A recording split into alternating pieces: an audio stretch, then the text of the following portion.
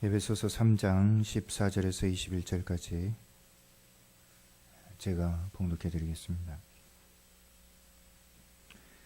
이러므로 내가 하늘과 땅에 있는 각 족속에게 이름을 주신 아버지 앞에 무릎을 꿇고 비노니 그의 영광의 풍성함을 따라 그의 성령으로 말미암아 너희 속사람을 능력으로 강건하게 하시오며 믿음으로 말미암아 그리스도께서 너희 마음에 계시게 하시옵고 너희가 사랑 가운데서 뿌리가 박히고 터가 굳어져서 영의 모든 성도와 함께 지식에 넘치는 그리스도의 사랑을 알고 그 너비와 길이와 높이와 깊이가 어떠함을 깨달아 하나님의 모든 충만하신 것으로 너희에게 충만하시기를 구하노라. 우리 가운데서 역사하시는 능력대로 우리가 구하거나 생각하는 모든 것에 더 넘치도록 능히 하실 이에게 교회 안에서와 그리스도 예수 안에서 영광이 대대로 영원 무궁하기를 원하노라. 아멘.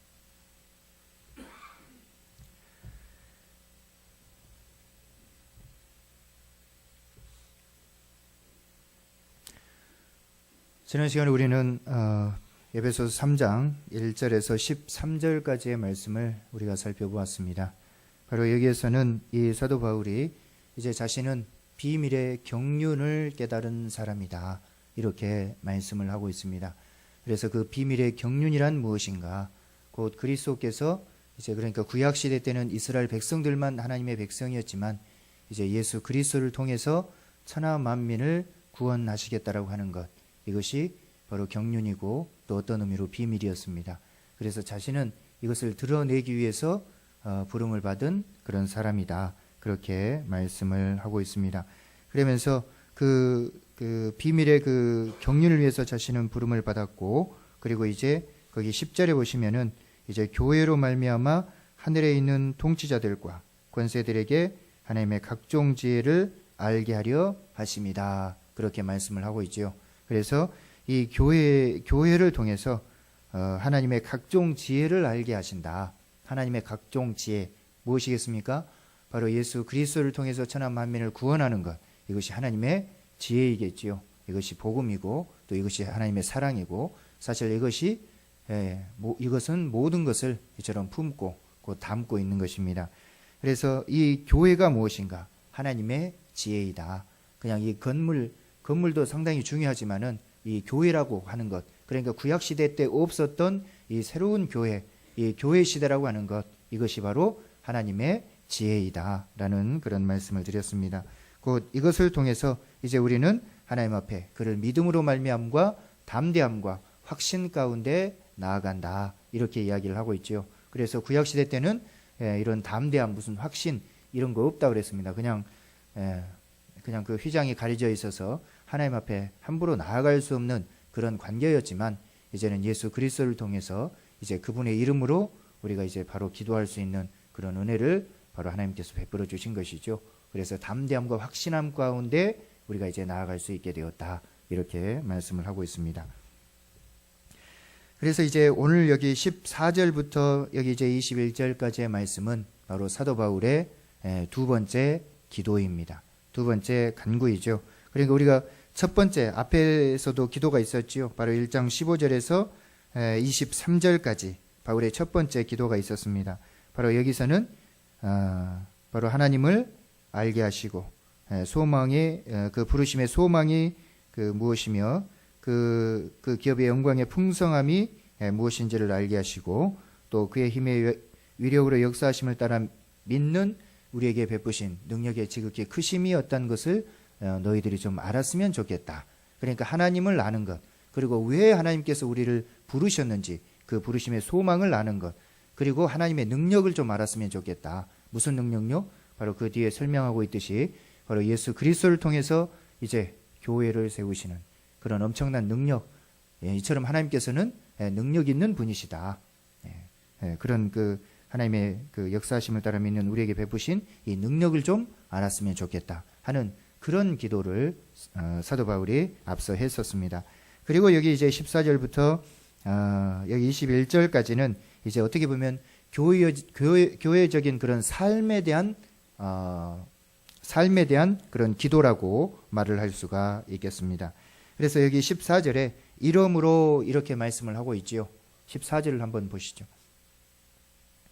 성경을 보셔도 되고 앞에 모니터를 보셔도 되고 14절에 이러므로 이렇게 말씀을 하고 있는데 여기서 이러므로는 무슨 뜻이겠습니까? 바로 3장 1절에서 물론 그 13절까지 모두 다 받고 있습니다. 근데 특별히 여기 11절, 12절이죠. 11절, 12절에 3장 11절, 12절의 결론이 13절이고 또 11절, 12절을 14절도 받고 있습니다. 그래서 11절에 말씀드렸듯이 우리가 이제 10절이죠. 10절부터 12절입니다. 그래서 우리가 이제 교회를 통해서 하나님의 각종 지혜를 알게 하셨는데 그것은 바로 하나님께서 예정하신 뜻대로 하신 것이다. 그래서 이제 우리가 그를 믿음으로 말미암아 담대함과 확신을 가지고 하나님께 나아가게 되었다. 그래서 이러므로 이제 하나님과 그런 담대함과 확신함 가운데 나아갈 수 있게 되었으므로 하는 그런 말씀이라는 것입니다. 그래서 이제 우리가 하나님 앞에 나아갈 수 있게 되었으므로 바울은 어떻게 하고 있습니까? 이제 기도하고 있는 것입니다. 우리가 담대함과 확신함 가운데 하나님 앞에 나아갈 수 없었다면은 우리는 기도할 수가 없는 것이지요. 기도할 수 없지만은 왜 그렇습니까? 구약시대 때 뭐라고 그랬습니까?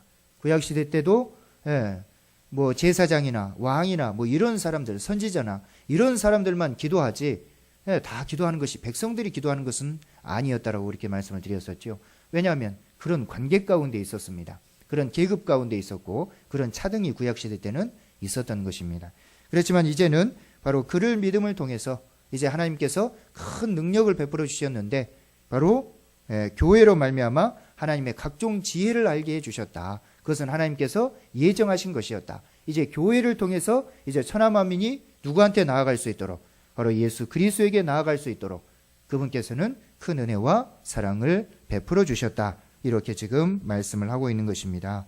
그래서 이제 이처럼 우리가 이런 확신과 이런 담대함 가운데 이제 하나님 앞에 나아갈 수 있게 되었으므로 내가 하늘과 땅에 있는 각 족속에게 이름을 주신 아버지 앞에 무릎을 꿇고 빈다. 이렇게 말씀을 하고 있습니다. 자, 여기 보시면 내가 하늘과 땅에 있는 각 족속에게 이름을 주신 아버지 앞에 무릎을 꿇고 빈다. 이렇게 말씀을 하고 있지요. 그래서 이 사도 바울은 이 하나님을 하늘과 땅에 있는 각 족속에게 이름을 주셨다. 이렇게 말씀을 하고 있죠. 이분은 하늘과 땅에 있는 각 족속에게 이름을 주신 아버지라고 그렇게 이야기를 하고 있습니다. 이 뜻이 무슨 뜻이겠습니까? 하늘과 땅에 있는 각 족속에게 이름을 주신 아버지.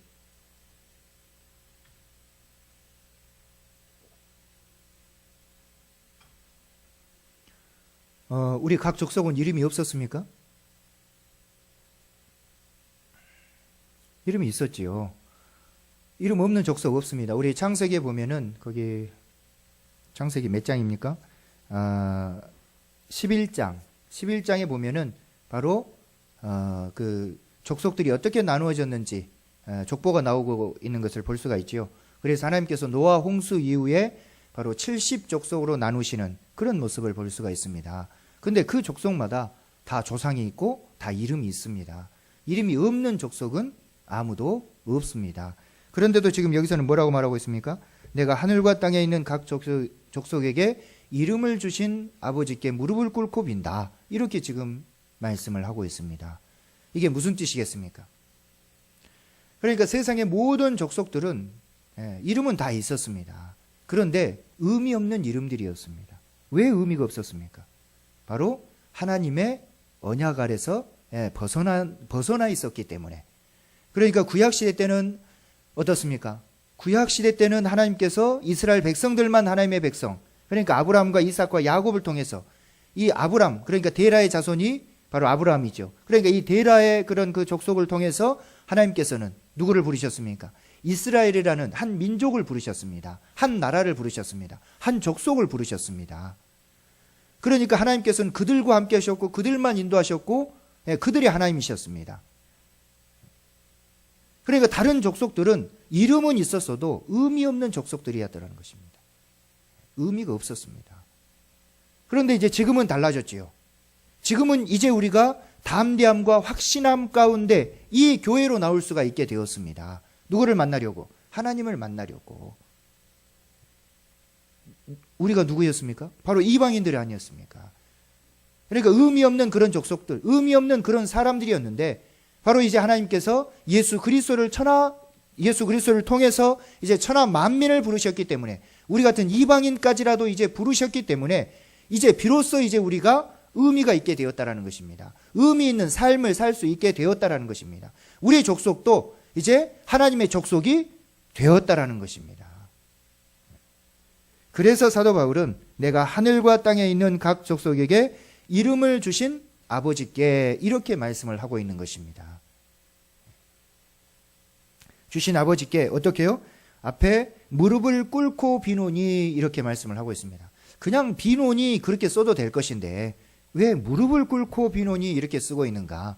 무엇이 담겨져 있겠습니까? 바로 이 사도 바울의 간절함이 담겨져 있는 것이죠. 그냥 앉아서 이렇게 기도하는 것과 무릎을 꿇고 기도하는 것은 차원이 다르겠지요. 물론 뭐 무릎을 앉아서 기도하면 하나님이 안 듣고 무릎을 꿇어야 듣고 그런 것은 없습니다. 이것은 사도 바울의 표현입니다. 내가 지금 어떤 자세로 어떤 마음으로 이 글을 쓰고 있는가, 내가 어떻게 지금 어떤 마음으로 지금 하나님 앞에 내가 너희들을 향해서 기도하고 있는가, 바로 무릎을 꿇고 내가 하나님 앞에 기도하고 있다. 곧 내가 간절함 가운데 하나님 앞에 지금 기도하고 있다. 제발 이것 좀 들어달라고. 누구한테요? 하나님께.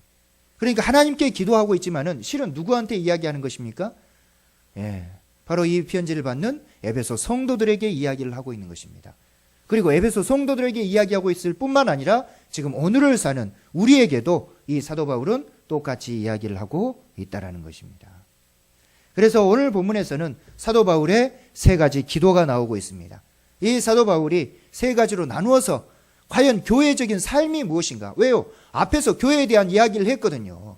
하나님의 각종 지혜가 담겨져 있는 것이 이 교회인데 이제 우리는 그냥 세상에서 그냥 그럭저럭 살다 그런 그런 인생이 되어서는 이제는 절대로 안 된다.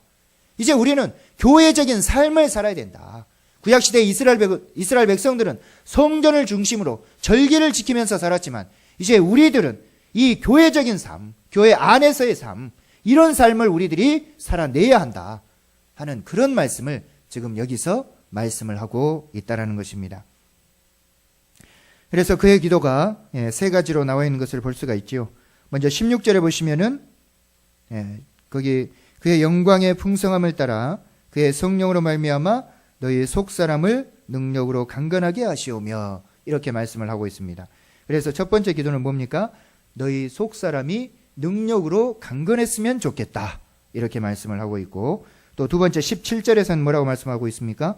믿음으로 말미암아 그리스도께서 너희 마음에 계시게 하옵시고 이렇게 말씀을 하고 있죠. 이것이 바로 두 번째 기도이고, 그리고 세 번째는 19절에 나와 있죠. 18절, 17절 그 후반부터 중반부터 19절 중반까지는 그에 대한 그 부연 설명입니다. 그래서 19절 중반에 보시면은 하나님의 모든 충만하신 것으로 너에게 충만하게 하시기를 구하노라 이렇게 말씀을 하고 있습니다. 이것이 바울의 마지막 기도인데, 첫 번째는 너희 속사람을 능력으로 강건하게 하시옵고, 두 번째는 믿음으로 말미암아 그리스도께서 너희 마음에 계시고, 세 번째는 하나님의 모든 충만하신 것으로 너희에게 충만하게 하시기를 구하노라 이렇게 세 가지 기도를 사도 바울이 하고 있는 그런 모습을 볼 수 있습니다. 자, 그렇다면은 첫 번째 기도, 자 16절을 보시면은 뭐라고 말씀하고 있습니까? 그의 영광의 풍성함을 따라 그의 성령으로 말미암아 너희 속사람을 능력으로 강건하게 하시오며 이렇게 말씀을 하고 있습니다. 자, 그의 영광의 풍성함을 따라 이렇게 말씀을 하고 있죠. 그의 영광의 풍성함, 그분께서는 영광을 받으시기에 합당한 분이시고, 그분께서는 모든 그런 영광을 받으실 그런 분이십니다. 근데 그 영광의 풍성함은 바로 어디서 오는 것입니까? 바로 교회를 세움을 통해서 온 것입니다. 하나님께서 우리의 영광을 받으시지요. 우리가 영광을 돌리지요. 우리가 어떻게 영광을 돌립니까? 뭐 하나님 찬양을 받으시옵소서, 뭐 이렇게 영광을 돌리기도 하고, 뭐 입술로 뭐 하나님 영광 받으시옵소서, 또 찬양으로 하나님 영광 받으시옵소서, 이렇게 우리가 영광을 많이 돌립니다. 그분께 많이 돌리게 되는데, 이 그분의 영광이 풍성하다라고 하는 것은 이제 그분께서 베풀어 주신 그 은혜가 있기 때문에 그 영광이 풍성한 것입니다. 그러니까 구약 시대 때는 어떻습니까? 이스라엘 백성들의 영광을 받았습니다. 이스라엘 백성들만 그 영광을 받은 것입니다. 우리 같은 이방인들은 뭐 하나님 자체도 뭐 몰랐지요. 그러나 하나님께서는 이제 영광이 풍성하신 분이십니다. 왜요? 바로 우리를 구원해 주셨거든요. 바로 예수 그리스도를 통해서 그분은 우리를 구원해 주셨기 때문에 이제 하나님은 모든 영광을 받으시기에 합당하신 그런 분이 되신 것입니다. 이것이 그분의 영광의 풍성함입니다. 우리를 부르셨다라고 하는 것. 예수 그리스도를 통해서 부르심. 어디로요? 바로 교회를 세우시고, 예수 그리스도의 그 피값, 그 죽음, 그것을 통해서 교회를 세우시고 우리를 부르셨다라고 하는 것. 이것이 큰 영광을 받으시기에 합당하신 것입니다. 그러니까 그의 영광의 풍성함을 따라서 그의 성령으로 말미암아 그렇게 말씀을 하고 있지요. 그의 성령으로 말미암아 그 성령을 통해서. 왜냐하면은 바로 이 사도들이나 이 사람들이 어떻습니까? 바로 나가서 그리스도의 복음을 증거할 때 무엇을 따라서 했습니까? 바로 성령을 따라서 그리스도의 복음을 그들이 증거했습니다. 성령이 오시기 전에는 어떻습니까?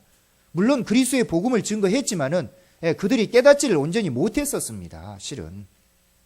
그래서 사도행전 2장에 그 성령의 그 오순절 마가의 다락방의 사건이 대단히 중요하지요. 왜냐? 그 성령이 오시고 나서 비로소 어땠습니까? 제자들이 깨달았기 때문에 그런 것입니다. 무엇을 깨달았습니까? 심지어는 이 제자들조차도 하나님에 대해서, 이 예수 그리스도에 대해서, 이 구원의 경륜에 대해서 알지를 못했었습니다. 그냥 예수님 뭐 절절절 따라다니면은 그냥 뭐 콩고물이나 좀 떨어질까? 뭐 이분이 유대인의 그런 왕이 되면은 왜? 능력이 많기 때문에. 그러면 주의 우편에 좌편에 좀 앉게 해 주시옵소서. 뭐 오늘날로 말하면 뭐 국무총리 뭐 이런 자리 좀 앉게 해 주시옵소서. 맨 제자들은 그런 생각이었지요. 그런 생각 가운데 제자들이 따라다녔습니다. 그런데 예수 그리스도께서는 죽으셨죠. 그러니까 사도 그 베드로까지라도 이 수제자까지라도 도망쳐 버린 것입니다. 왜요? 맨 그런 방식으로 따라다녔거든요. 세상적인 그런 정욕과 욕심 가운데 따라다녔거든요.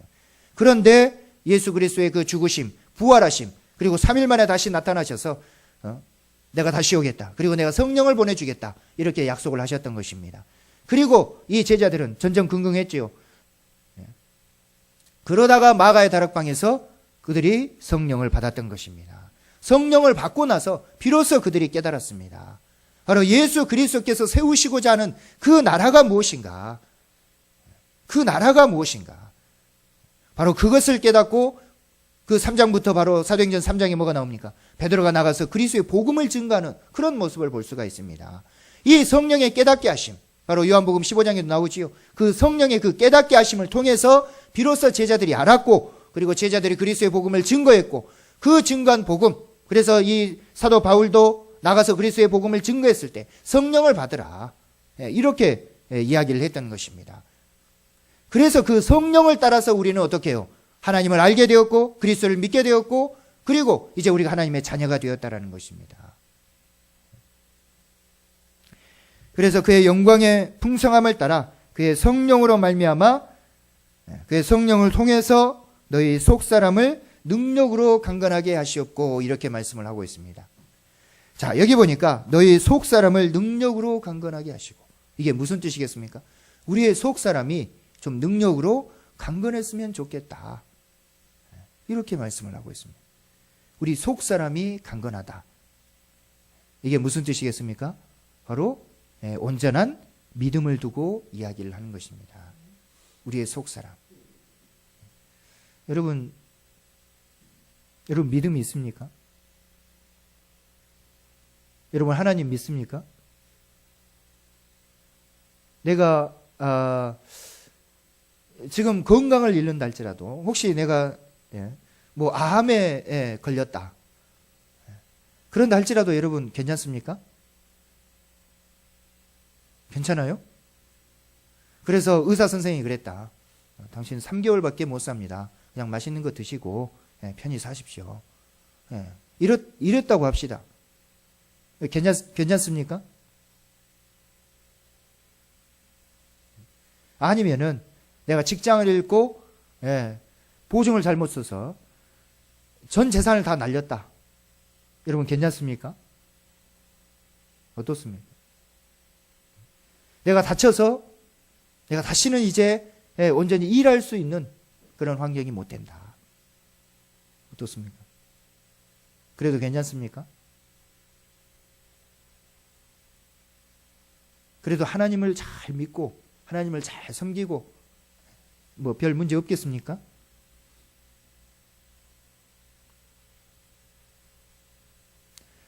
사실 심각한 문제입니다.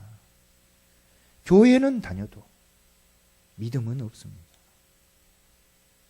종교 생활은 해도 믿음은 없습니다. 많은 성도들이 그렇다라는 거예요. 여러분이 그렇다라는 것이 아니고 많은 성도들이.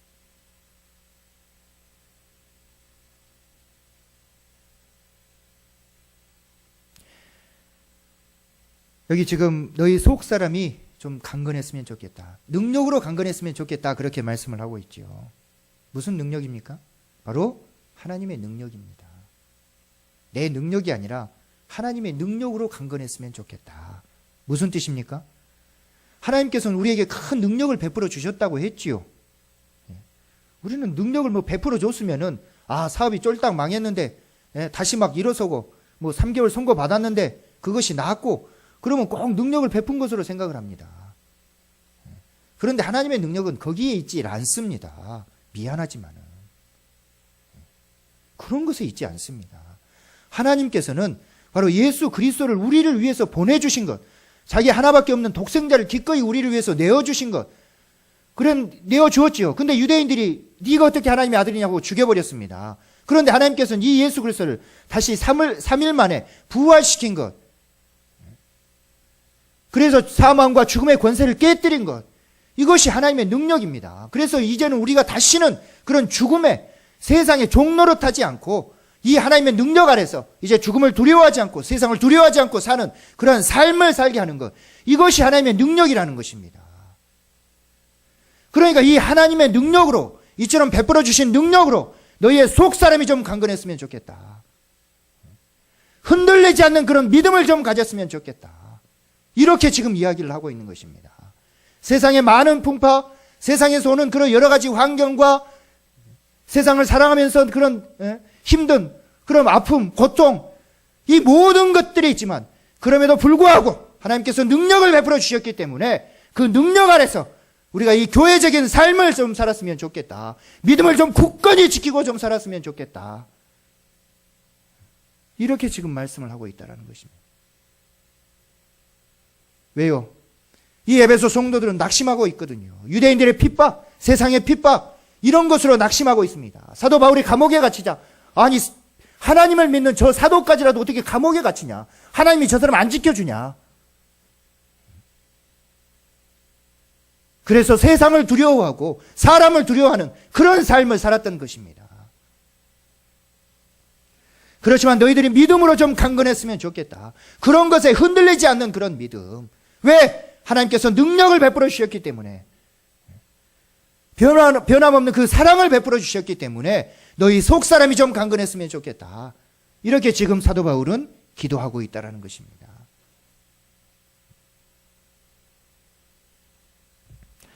그리고 17절에 보시면은 두 번째 기도를 하고 있습니다. 17절에 보시면 믿음으로 말미암아 그리스도께서 너희 마음에 계시게 하옵시고, 이렇게 말씀을 하고 있습니다.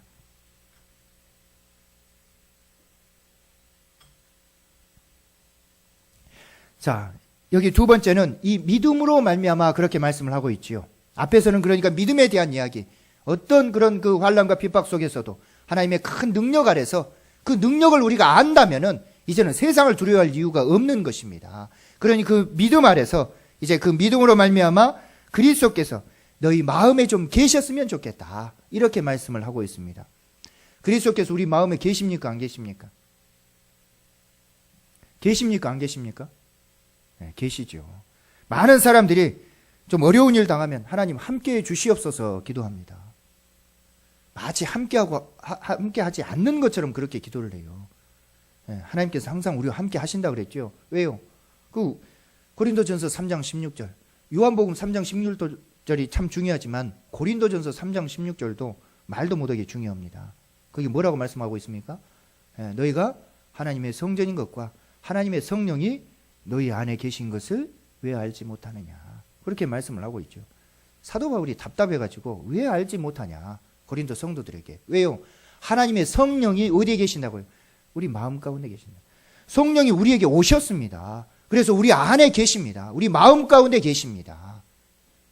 그래서 우리를 하나님의 성전이라고 이야기를 합니다. 요건 교회입니다. 그리스도의 몸인 교회라고 말을 해요. 하나님이 여기 계시는 것이 아니라 이것은 예수 그리스도의 그 죽으심과 부활하심 아래서 이제 성전을 무너뜨리시고 이 교회를 세우신 것입니다. 그래서 이 교회를 그리스도의 몸이라고 하고 우리를 성전이라고 말합니다. 왜요? 구약시대 때 성막이나 성전 시대가 있었지요. 그 안에 성수와 지성소를 구분해 놓고 지성소 안에 하나님이 계셨기 때문에 성막, 성전 그럽니다. 왜? 그 안에 하나님이 계신다고. 근데 우리들은 이제 어떻습니까? 예수 그리스도께서 성령께서 우리 안에 계십니다. 그러니까 우리를 성전이라고 이야기를 하는 것입니다. 요거는 교회라고 이야기를 하는 것이고. 그러니까 하나님께서 늘 우리와 함께 하시는 것입니다. 성령께서, 예수 그리스도께서 늘 우리와 함께 하십니다. 문제는 마치 함께 하지 않는 것처럼 우리가 살아가는 것이 문제라는 것입니다. 그래서 뭐라고 말합니까? 믿음으로 말미암아 그리스도께서 너희 마음에 계셨으면 좋겠다. 이 말 뜻은 너희 마음속에 없다라는 말이 아니라 뭘 말하는 것입니까? 온전한 통치를 두고 이야기를 하는 것입니다. 그리스도께서 우리 마음에 계시기 때문에 이제 내 정욕과 내 욕심대로 세상을 살아가는 것이 아니라 이 그리스도의 온전한 통치 가운데 살아갔으면 좋겠다. 지금 이 말을 하고 있는 것입니다. 많은 사람들이 자기의 정욕과 자기의 욕심대로 살아갑니다. 자신의 뜻대로 살아갑니다. 그래서 자기의 뜻대로 안 되면, 자기의 생각대로 안 되면, 뭐 화를 내고 막, 많은 그런 일들을 행하지요. 왜? 자기 마음에 안 들거든요. 모든 판단 기준이 자기거든요.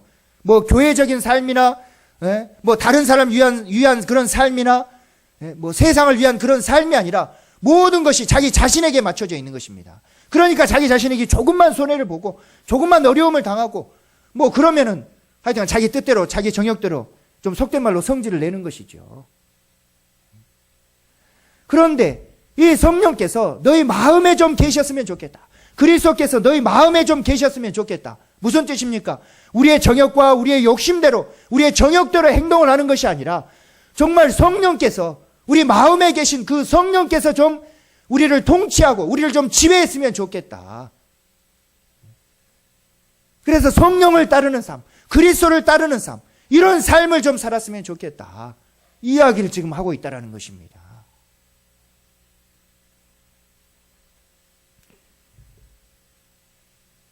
우리 안에 성령께서, 바로 예수 그리스도께서 계시기에 바로 그분께서 믿음을 통해서 우리를 통치하는, 그래서 내 생각과 내 뜻대로 살아가는 것이 아니라 어떻게 하면 교회적인 삶을 살 것인가.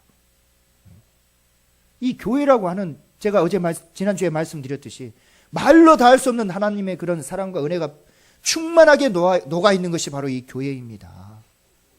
그냥 저기만 들락날락 한다고 해서 우리가 신앙생활을 하고 있는 것이 아니라는 것입니다. 하나님의 진짜 사랑을 알고 하나님의 진짜 은혜를 안다면은 우리는 교회적인 삶을 살 것입니다. 그래서 이 사도 바울은 너희 마음에 좀 계셨으면 좋겠다. 그리스도께서 온전히 너희를 지배하고 너희를 통치했으면 좋겠다. 더 이상 어떻습니까? 우리 교회 보면은 진짜 난리 법석을 떨지요. 진짜 좀 속된 말로 더럽고 추접한 일들이 교회에서 엄청나게 일어납니다. 왜 일어납니까? 다 이 목사도 자기의 정욕과 욕심대로 살아갔죠. 어떻게 하면 많은 성도들을 긁어 모을까? 어떻게 하면 성도들 돈 헌금 많이 할까? 어떻게 하면 큰 교회 지어서 자기 이름 좀 내볼까? 우리 교회는 내가 목회자인데 얼마나 선교를 많이 하고 맨 이런 것뿐입니다. 문제는 성도들 한 사람 한 사람이 좀 바른 모습으로 크고 바른 모습으로 자라고 정말 교회에서 진정한 사랑과 진정한 그런 하나님의 은혜를 알고 서로 돕고 정말 한 가족처럼 행복하게 그렇게 살아가는 그런 교회가 아니라 맨날 외형적으로 겉으로 드러난 모습, 이런 것에 너무나 많이 치우쳐 있다는 것입니다. 그러니까 성도들 꼬드겨서 헌금 많이 하고, 죄송합니다만은 어떻게 하면 여러분 전도하러 나가십시다. 전도는 하나님의 사명입니다. 그래서 뭐 전도하는 사람 뭐 주보에 올리고 별의 별짓들을 다 합니다. 말씀 몇 장 읽었다고 그 성경 주보에 올리고 지극히 당연한 일들을 하면서도 주보에 올려서 광고를 해요. 부끄러운 일입니다. 전도하십시오. 뭐 헌금하십시오. 선교해야 됩니다. 이것은 제가 말을 하지 않아도 지극히 당연히 해야 될 일들입니다. 근데 교회가 이런 모습입니다. 늘 자기들의 욕심과 정욕대로, 하나님은 없습니다. 늘 세상적입니다. 그래서 그리스도께서 너희 마음에 좀 계셨으면 좋겠다. 그리스도께서 통치하는 그리스도적인 그런 삶, 교회적인 그런 삶, 그런 삶을 살았으면 좋겠다. 그렇게 말씀을 하고 있는 것입니다. 그래서 오늘은 지금 이 사도 바울이 각 족속에게 이름을 주신 그 아버지 앞에 무릎을 꿇고 간절히 기도하고 있습니다. 바로 그분께서 큰 영광을 우리에게 베풀어 주셨기에 그 영광의 풍성함을 따라서 그의 성령으로 말미암아 너희 속사람이 능력으로 강건했으면 좋겠다. 곧 믿음의 삶을 살았으면 좋겠다. 그렇게 기도를 하고 있고, 두 번째로는 그 믿음으로 말미암아 그리스도께서 너희 마음에 계셨으면 좋겠다. 곧 온전히 너희를 통치하고 너희를 지배했으면 좋겠다. 이렇게 말씀을 하고 있습니다. 이 사도 바울의 이 간절한 기도가 우리의 기도가 되었으면 좋겠습니다. 우리가 이러한 삶을 살지 못했다면 좀 더 우리 자신을 좀 바라보고 맨날 뭐 잘되게 해주시옵소서, 좀 뭐 형통한 길 열게 해주시옵소서, 맨날 이런 기도가 아니라 우리가 믿음을 지킬 수 있도록 그리스도께서 온전히 통치할 수 있도록 해주시옵소서. 이런 기도가 우리의 기도가 되어서 또 우리의 삶이 되어서 교회적인 삶을 살았으면 참으로 좋겠습니다. 아무쪼록 이런 삶을 사시는 저와 여러분의 삶이 되시길 주님의 이름으로 축원합니다. 사랑이 많으신 아버지, 은혜를 감사합니다. 죄와 사막 가운데 있었던 우리들을 우리 주 예수 그리스도의 그 하나밖에 없는 그 목숨을 기꺼이 내어주심, 우리를 위해서 고난을 받으셨고 핍박을 당하신 그 우리 주 예수 그리스도의 그 사랑과 은혜, 그리고 또 하나님께서는 참으로 예수 그리스도의 그 순종하는 모습을 보고 다시 사흘 만에 부활시켜서 이제 온 천하 만민의 왕으로 삼아주신 그 하나님의 넉넉하고도 그 풍성한 사랑, 참으로 우리 모두가 이 그리스도의 은혜와 하나님의 사랑을 참으로 알 수 있도록 하나님 도와주시옵소서. 그래서 우리가 구원받았다라고 하는 것을 우리가 안다면은 오늘 이 시간도 사도 바울이 각 족속에게 이름을 주신 그 아버지 앞에 무릎을 꿇고 간구하듯이 참으로 우리 모두가 우리의 속사람이 참으로 능력으로, 하나님의 능력으로 강건하게 될 수 있도록 믿음의 삶을 살 수 있도록 하나님 도와주시고, 또한 그리스도께서 참으로 우리 마음에 계셔서 우리를 지배하고 우리를 다스리는, 우리를 통치하는 그런 삶을 살 수 있도록 도와주시옵소서. 내 욕심은, 내 정욕은 이런 삶을 살기를 원하지만 과연 하나님께서 원하시는 삶은 무엇인가? 내 안에 계신 그 하나님께서 바라는 삶은 무엇인가? 이것을 생각하며 그리스도 앞에 한 발자국 더 나아가는 우리 모두의 삶이 되도록 하나님 축복하여 주시옵소서. 사도 바울의 이 무릎을 꿇고 기도하는 간절한 기도가 우리의 기도가 되게 하시고 우리의 삶이 되어줄 수 있도록 하나님 축복해 주시옵소서. 이것이 은혜이고 축복임을 깊이 깨달아 알게 하여 주시옵소서. 모든 것을 감사하며 우리 주 예수 그리스도의 이름으로 기도하옵나이다. 아멘.